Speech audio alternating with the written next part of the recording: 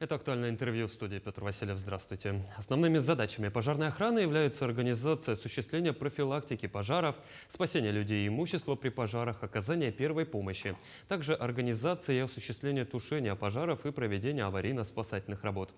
Сегодня мы поговорим о деятельности Государственной противопожарной службы за минувший год и о планах на этот.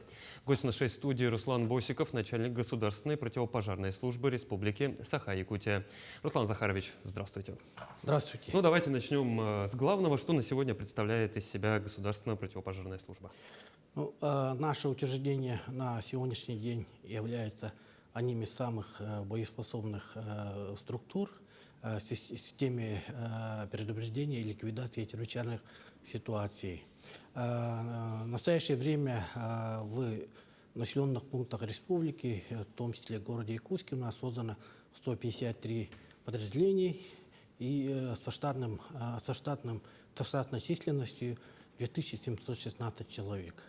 Ежесуточно на боевое дежурство заступает 495 человек личного состава и 241 единица пожарной техники. Ну вот мы уже вначале коротко отметили о том, какие задачи входят в перечень, так сказать, служебных обязанностей. А вот какие задачи вы перед собой ставите? Наше учреждение, как учреждение, создано в 2009 году постановлением правительства Республики Саха-Якутия номером 605. Основной целью нашего учреждения является это предупреждение и ликвидация пожаров в населенных пунктах Республики Саха-Якутия. То есть это жилые дома, хозяйственные постройки? Так точно.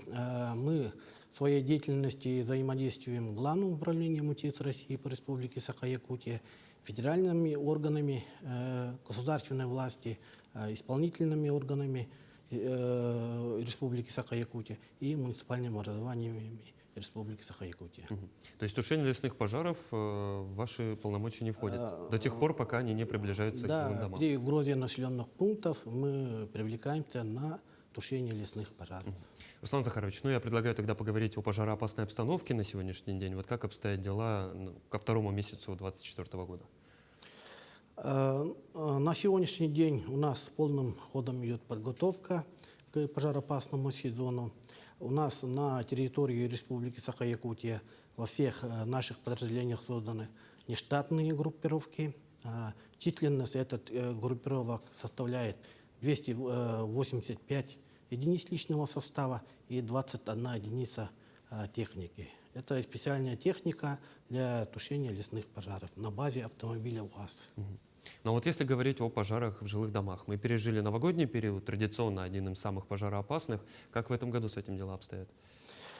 На сегодняшний день на территории Республики Саха-Якутия зарегистрировано 211 пожаров.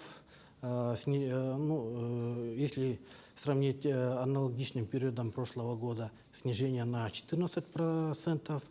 При этом у нас отмечается увеличение, рост гибели людей на пожарах, в том числе детей. Сами знаете, в феврале месяце у нас были резонансные пожары. Это в Верхневилюйском районе 2 ребенка погибло. И на прошлой неделе, буквально в Кирейско-Тыле Намского района, также на пожаре погибло 2 ребенка. Но вот если сегодня говорить о профилактике, какая работа проводится и как она влияет на число пожаров? У нас ежегодно составляется план работы по профилактике пожаров. Нашими подразделениями проводится поквартирный, подворовый обход, а также совместно органами местного самоуправления, социальными службами проводятся рейды жилого сектора. Также мы привлекаем туда все наши подразделения добровольной пожарной охраны, также Главное управление МЧС России по Республике Саха-Якутия активно проводит данную работу.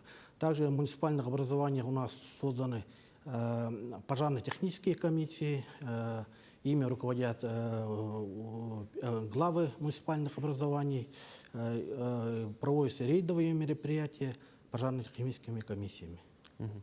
А если говорить об основных причинах пожаров в домах, ну, многие годы подряд остается несоблюдение правил обращения с электричеством или с огнем. Как в этом году? Ну, в этом году также у нас это несоблюдение правил пожарной безопасности, использование неисправных бытовых приборов.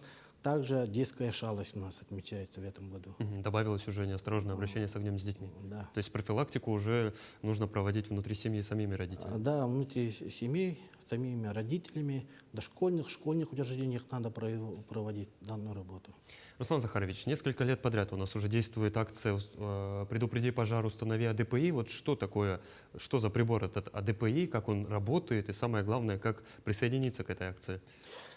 Эта акция у нас в 2021 году организована по инициативе председателя Государственного комитета по обеспечению безопасности жизнедеятельности населения Дмитрием Николаевичем Лепчиковым.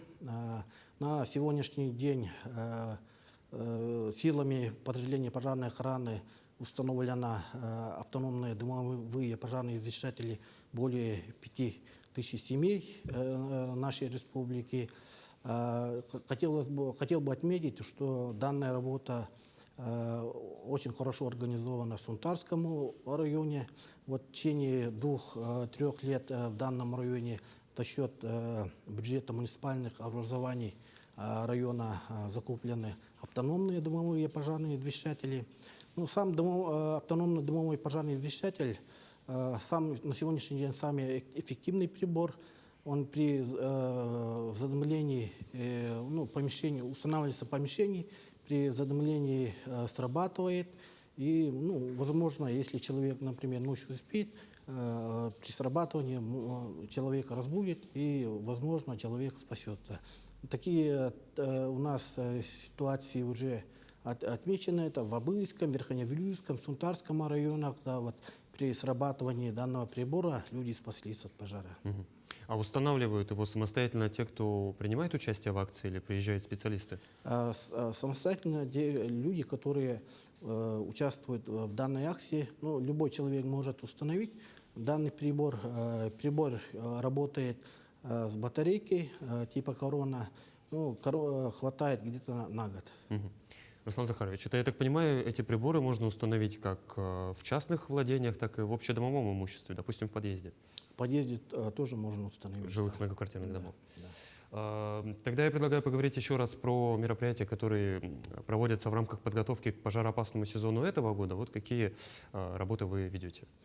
В настоящее время у нас проводится закуп оборудования и снаряжения. Также мы ежегодно проводим практическую конференцию с участием наших подразделений, в том числе субъектов Российской Федерации. В этом году уже у нас где в марте месяце будет проводиться данная конференция уже 3-й раз. Мгм. Ну, здесь немаловажную роль играет и подготовка сотрудников. Вот я, насколько понимаю, это и общефизическая подготовка, и различные профессиональные навыки. Как тренируете, подготавливаете специалистов? У нас профессиональная подготовка проводится непрерывно. При заступлении на дежурство у нас личный состав проходит подготовку. Это может быть и теоретическая, практическая, огневая подготовка.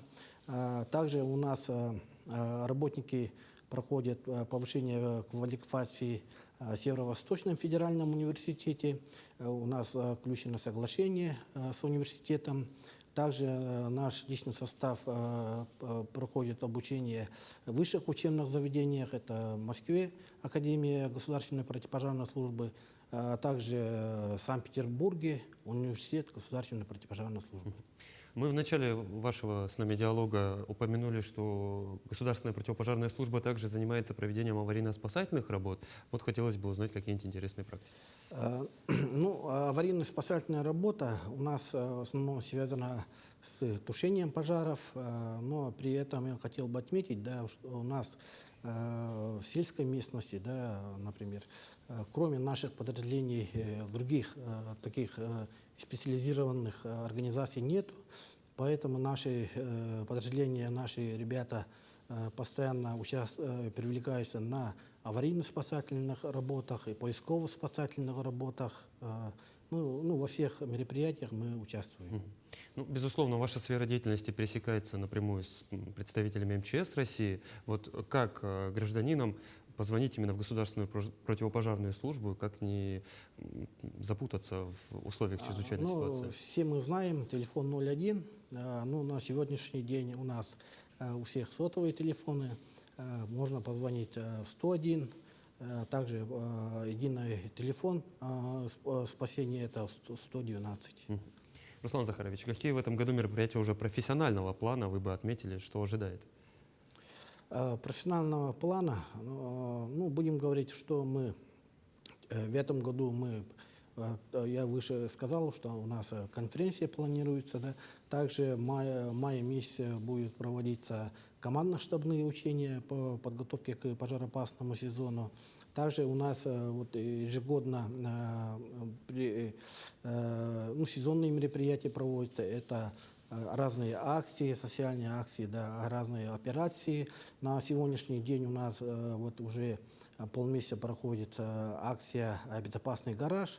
Наши силы, средства совместно с органами местного самоуправления участвуют в данной акции, операции. Я предлагаю уже в заключении дать 3-4 совета гражданам, как действовать в условиях возникновения пожара. Самое главное — не паниковать. Самое главное — не паниковать. Надо обязательно при пожаре позвонить по вышеуказанным телефонам, встретить пожарную охрану, объяснить, где пожар, кто остался в доме. Постоянно надо дома соблюсти правила пожарной безопасности, не оставлять детей одних. Я отметил, да, именно те пожары, которые в этом году случились, да, в Кирис-Катыле детей оставили одних. Шалость детская, да, из-за этого пожар случился. Надо говорить, что безопасность нас, наших детей, наших близких в наших руках. Руслан Захарович, будем надеяться, что пожароопасный сезон этого года пройдет значительно легче, чем в предыдущие. И в том числе здесь помогут и пожарные извещатели. Спасибо, что пришли к нам в студию и ответили на наши вопросы. Спасибо. Это было актуальное интервью. До новых встреч.